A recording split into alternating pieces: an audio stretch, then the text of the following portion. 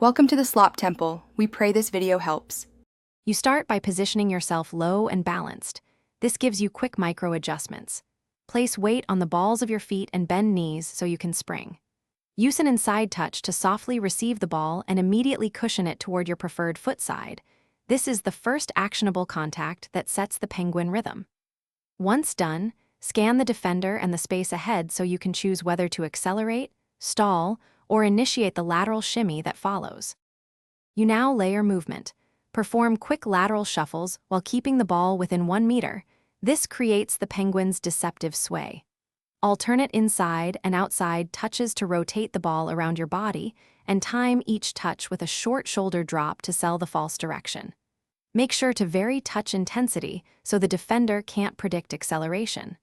Once your shimmy convinces the defender to commit, prepare a decisive explosive touch or step over to exit. You finish by choosing a clear exit, an explosive front or diagonal touch that creates a 1 to 3 meter gap and lets you drive into space.